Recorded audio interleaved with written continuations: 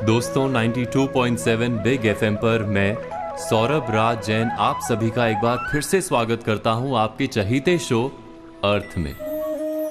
दोस्तों मैं आशा रखता हूं कि कल कई बातों पर आपने विचार अवश्य किया होगा।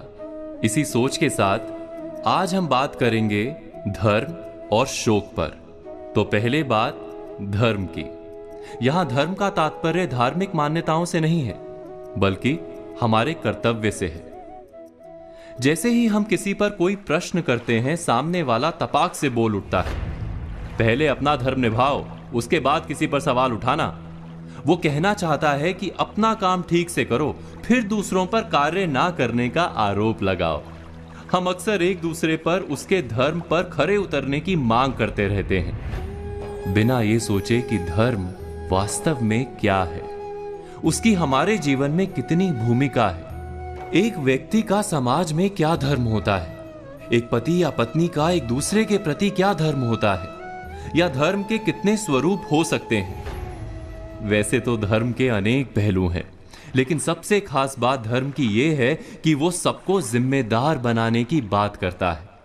और जो भी इस संसार में है उसका अपना एक धर्म होता है। उदाहरण के लिए पेड़ का धर्म है छाया और फल देना, नदी का धर्म है जीवनदायी जल बनकर बहते रहना, बादलों का धर्म है जल बरसाना, और सूर्य का धर्म है प्रकाश देना। इसी प्रकार मनुष्य का धर्म है उदार होना, सदाचारी और सद्व्यवहारी होना। मनुष्य का एकमात्र धर्म है प्राणी मात्र के प्रति उदारता का व्यवहार। इसीलिए भारत में कर्म से अधिक महत्व सदाचार को दिया गया है। सद्व्यवहार ही धर्म है, क्योंकि इस सद्व्यवहार में कर्म, धर्म, नीति, ज्ञान सब शामिल है। अब समय है एक ब्रेक का। ब्रेक के बाद धर्म को समझने का प्रयास करेंगे एक कहानी के माध्यम से। तब तक आप सुनिए 3 गाने। मैं सौरभ राज जैन फिर से लौटूंगा आपके चहीते शो अर्थ में, सिर्फ और सिर्फ 92.7 बिग एफएम पर। 92.7 बिग एफएम पर आप सभी का फिर से स्वागत है आपके चहीते शो अर्थ में, मेरे यानी सौरभ राज जैन के साथ। और हम बात कर रहे हैं धर्म पर। धर्म के अनेक रूप और प्रकार होते हैं, उसमें से एक रूप को एक कहानी के माध्यम से समझाने की कोशिश करते हैं। एक संत थे, नाम था क्षम्य मुनि।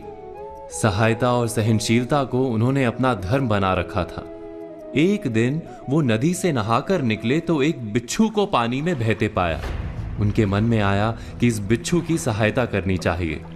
उन्होंने बिच्छू को पकड़कर बहती जलधारा से बाहर निकालने के लिए हाथ लगाया ही था कि बिच्छू ने अपने स्वभाव और अपने धर्म के अनुसार डंक मारा। मुनि की पकड़ ढीली पड़ गई, बिच्छू फिर से पानी में बहने लगा। मुनि ने फिर प्रयत्न किया, बिच्छू ने फिर डंक मारा। ऐसा कई बार हुआ। बिच्छू डंक मारता रहा, मुनि उसे उबारने का प्रयत्न धैर्य के साथ करते रहे। अंत में वे सफल हुए। बिच्छू को जीवन दान देकर मुनि आश्रम की ओर जाने लगे। तब तट पर उपस्थित लोगों ने प्रश्न किया कि आपने उस डंक मारने वाले बिच्छू की प्राण रक्षा के लिए इतना कष्ट क्यों सहा? मरने देना था उसे।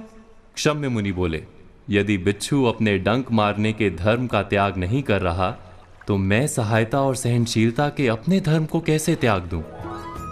अपने धर्म पर चलते हुए कष्ट सहना ही तो तप और जीवन है। व्यास मुनि ने कहा है, संक्षेपात कथ्यते धर्मो जना किम विस्तरेण वा परोपकारा पुण्याय पापाय परपीड़नम। अर्थात, हे मनुष्यों, संक्षेप में हम तुम्हें धर्म का मर्म बताते हैं। परोपकार करना ही पुण्य कर्म है, धर्म है, और परपीड़ा ही पाप अर्थात अधर्म है। अब समय है एक ब्रेक का। लौटकर बात करेंगे शोक पर। आप सुनते रहिए अर्थ मेरे यानी सौरभ राज जैन के साथ, सिर्फ और सिर्फ 92.7 बिग एफएम पर।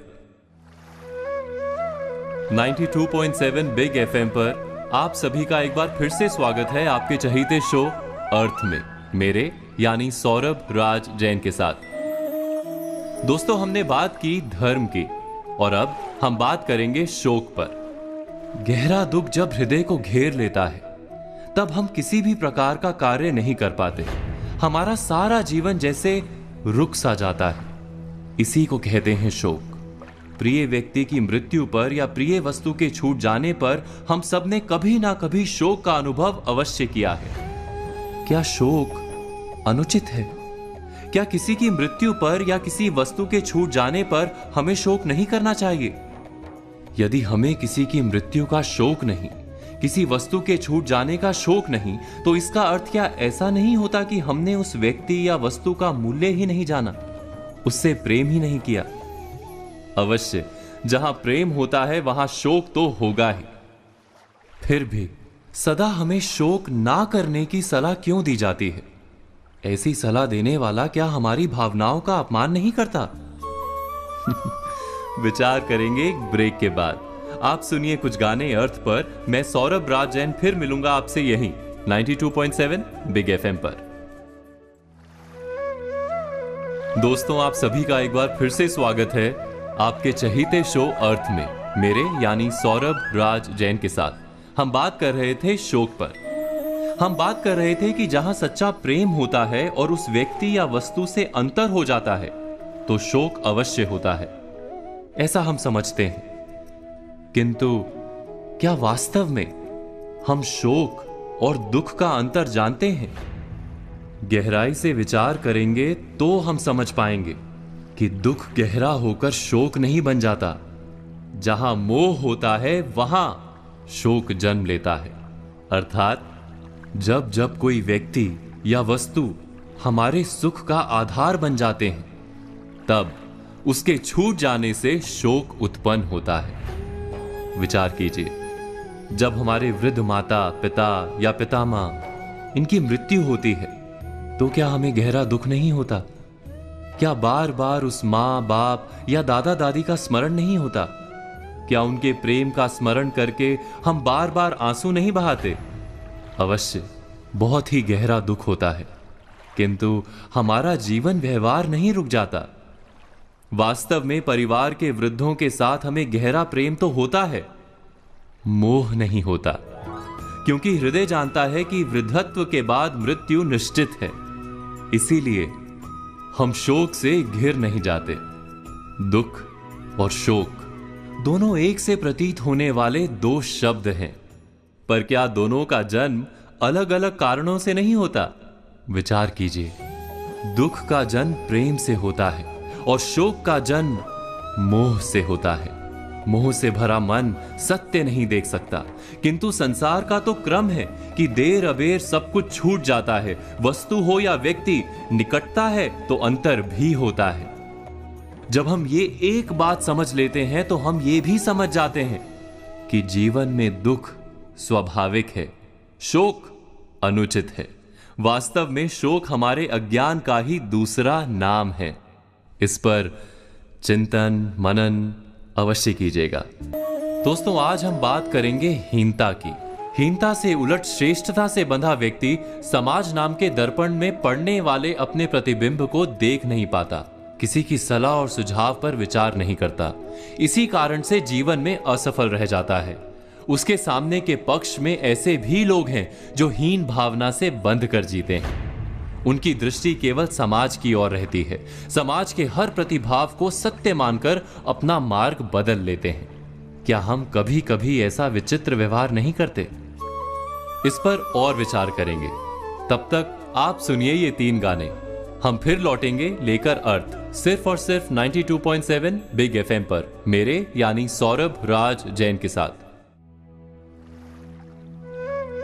92.7 बिग एफएम पर आप सभी का एक बार फिर से स्वागत है अर्थ में, मेरे यानी सौरभ राज जैन के साथ। हम बात कर रहे हैं हीनता की। इसको विस्तार से समझाने के लिए मैं आपको एक कहानी सुनाता हूं। एक बार पिता पुत्र दोनों साथ मिलकर दूर के शहर में अपना गधा बेचने जा रहे थे। मार्ग में किसी ने कहा कि ये 3 गधों को देखो। अरे भाई, अगर गधा साथ है तो बाप और बेटा पैदल क्यों चल रहे हैं? यह सुनकर बाप ने अपने बेटे को गधे पर बिठा दिया। कुछ आगे जाकर किसी ने कहा कि कमाल का बेटा है भाई, अपने बूढ़े बाप को पैदल चला रहा है। तो बेटा गधे से उतर गया और बाप को बैठा दिया। कुछ दूर जाकर किसी की बात सुनी भाई कमाल का बाप है, अपने बेटे को पैदल चला रहा है। यह सुनकर बाप बेटे दोनों गधे पर बैठ गए। फिर आगे चलकर किसी ने कहा, बेचारे गधे की तो किसी को फिक्र ही नहीं। यह सुनकर बाप बेटे ने तय किया कि हम ही गधे को उठा लेते हैं। जब उन्होंने गधे को कंधे पर उठाने की कोशिश की तो गधे ने भड़क कर लात मारी, दोनों की पसलियां तोड़ दी और भाग गया। हीन भावना से बंधे लोग क्या ऐसे नहीं जीते? विचार करेंगे एक ब्रेक के बाद। तब तक आप सुनिए कुछ गाने। हम फिर लौटेंगे लेकर अर्थ सिर्फ और सिर्फ 92.7 बिग एफएम पर, मेरे यानी सौरभ राज जैन के साथ। 92.7 बिग एफएम पर आप सभी का एक बार फिर से स्वागत है अर्थ में, मेरे यानी सौरभ राज जैन के साथ। आज हम बात कर रहे हैं हीन भावना की। कभी कभी हमारे सारे निर्णय लोगों की धारणाओं पर आधारित होते हैं। हम यही विचार करने में जीवन बिता देते हैं कि समाज क्या कहेगा। अपने जीवन का प्रवाह लोगों की बातें सुनकर बदलते रहते हैं। ऐसी हीन भावना हमें जीवन में सफल नहीं होने देती। क्या ये सत्य नहीं?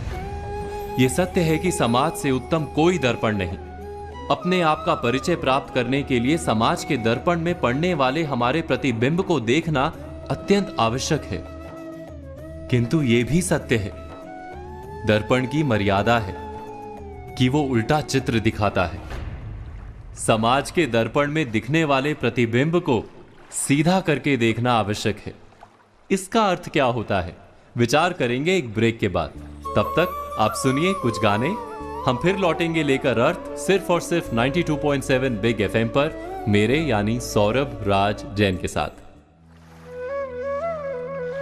दोस्तों 92.7 बिग एफएम पर आप सभी का एक बार फिर से स्वागत है आपके चहीते शो अर्थ में। हम बात कर रहे थे हीन भावना की। हीन भावना से बंधे लोग सदा ही समाज की बातों के आधार पर निर्णय करते हैं। इससे उलट श्रेष्ठता से बंधे लोग समाज की बात सुनने से बिल्कुल इनकार करते हैं, सिर्फ अपनी ही बुद्धि पर भरोसा करते हैं। दोनों ही क्या भूल नहीं कर रहे? इस भूल का उपाय क्या है? बहुत सरल सा उपाय है। हम जितना समाज के दृष्टिकोण को महत्व देते हैं, उतना ही अपने दृष्टिकोण को महत्व दें। अपनी शक्तियों और मर्यादाओं को जानकर आत्मविश्वास से भर जाएं। स्वयं ही हमारे निर्णय हमारे अपने होंगे और अहंकार से भरे नहीं होंगे। ना श्रेष्ठता से लाभ होता है, ना ही हीनता से लाभ होता है। सच्चे आत्मविश्वास से ही जीवन में सुख प्राप्त होता है। इस बात पर मनन, चिंतन, विचार अवश्य कीजिएगा। आज हमने बात की हीनता की और कल हम बात करेंगे श्रेष्ठता पर। तो आज कही बातों पर विचार कीजिए और कल की प्रतीक्षा कीजिए और सुनते रहिए अर्थ, मेरे यानी सौरभ राज जैन के साथ, सिर्फ 92.7 बिग एफएम पर।